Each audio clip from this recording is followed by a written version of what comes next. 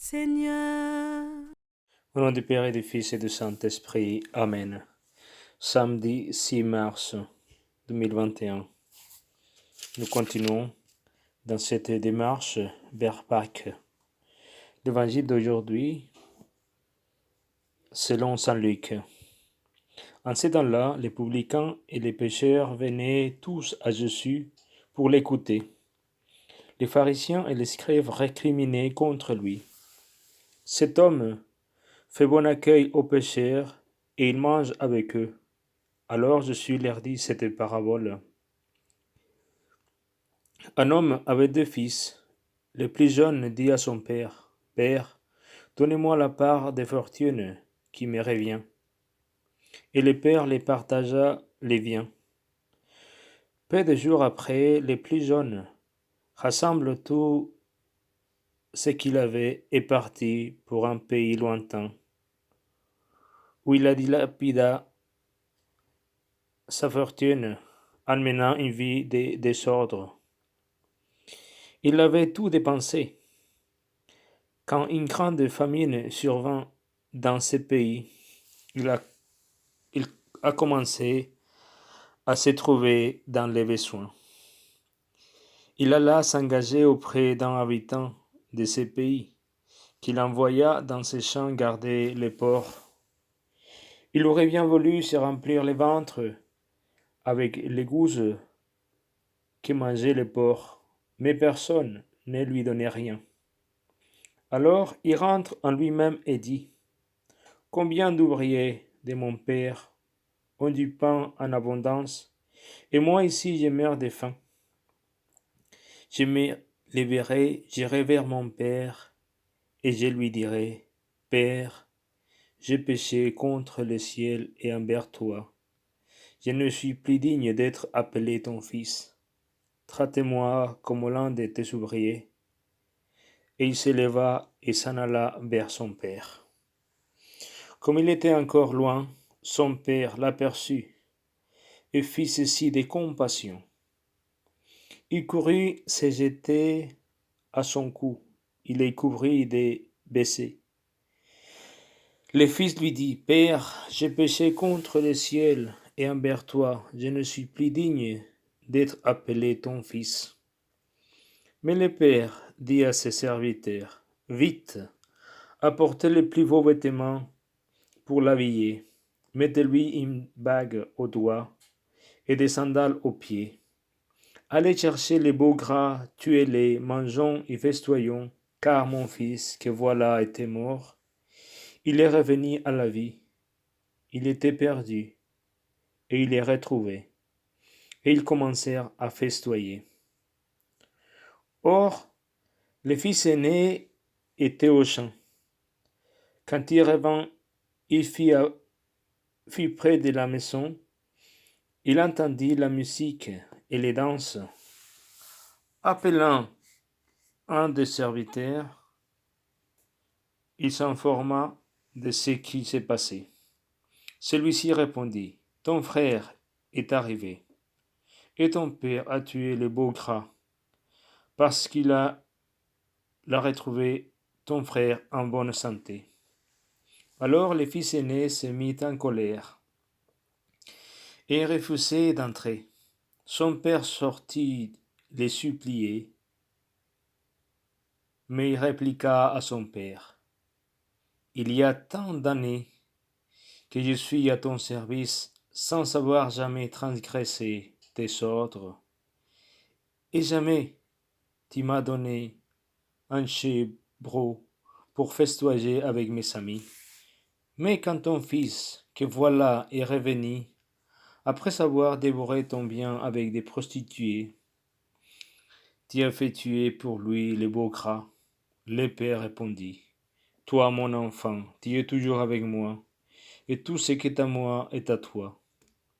Il fallait festoyer et se réjouir, car ton frère que voilà était mort, et il est revenu à la vie, il était perdu, et il est retrouvé.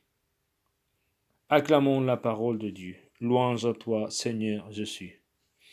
Voilà, mes chers frères et sœurs, nous nous trouvons aujourd'hui en face de ces très beaux textes que vous et moi, nous connaissons très bien par cœur. Et nous savons déjà qu'ils se trouvent dans le chapitre 15 selon Saint Luc. Ces textes, c'est les textes les plus beaux qu'on peut trouver dans la parole de Dieu, dans les évangiles. Ou surtout, parce que c'est unique dans l'évangile de Saint Luc. C'est pour cela que Saint Luc, c'est l'évangile de la miséricorde. Alors, nous marchons vers Pâques, et ces temps de carême, aujourd'hui nous rappelle ces textes que c'est un temps aussi des rencontres avec la miséricorde de Dieu.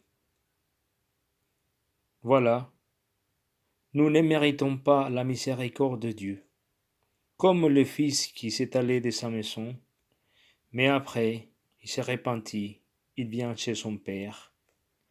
Il n'attendait pas cet accueil chez son père.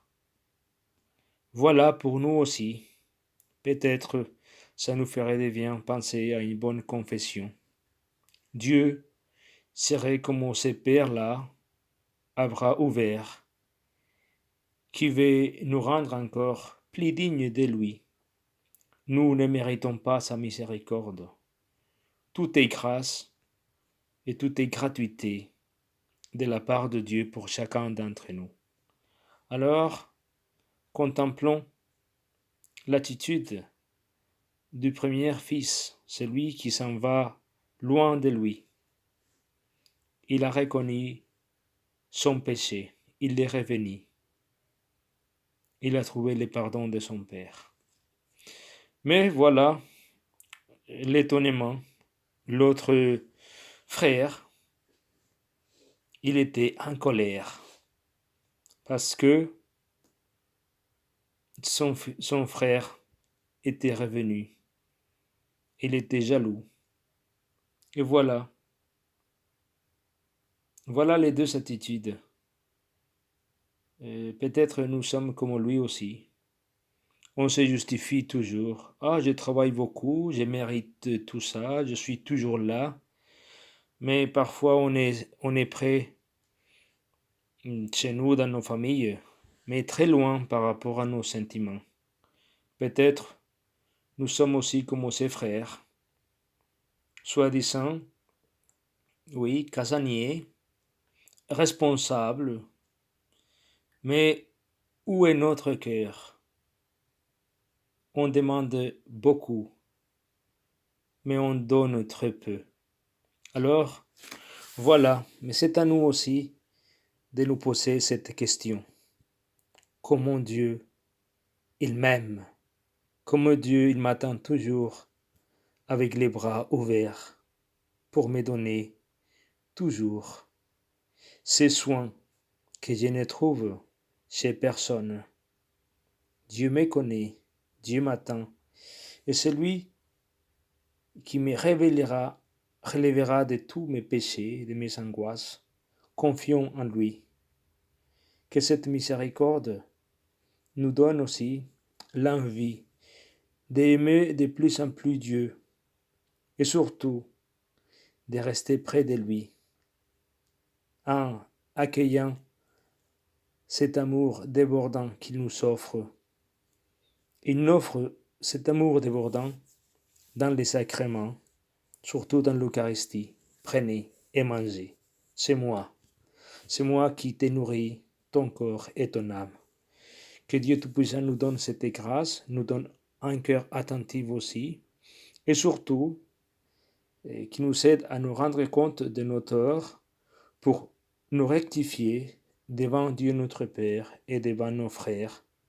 Prions pour le pape François, pour tous ceux qu'il essaye aussi de faire pour autant d'hommes et de femmes, en étant témoins de l'amour de Dieu, que la Vierge Marie, Saint Joseph, les protège dans ces voyages, et que ces voyages produisent aussi beaucoup de fruits pour les chrétiens d'Irak, mais aussi pour toute l'Église, surtout les fruits de l'unité et de la paix. Allez, bonne journée, Dieu vous bénisse.